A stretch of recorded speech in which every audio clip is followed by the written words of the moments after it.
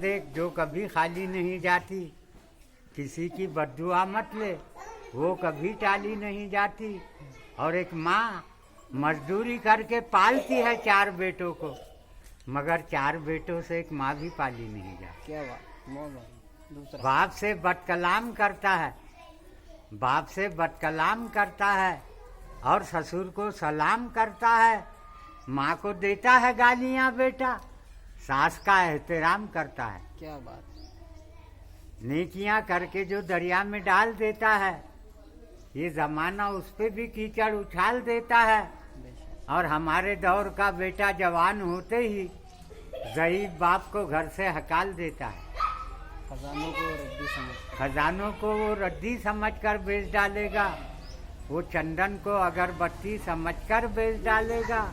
और हुकूमत हमने चाय बेचने वाले के हाथ में दे दी, वो भारत को चाय की पत्ती समझ कर बेच डालेगा। क्या बात, बहुत बढ़िया।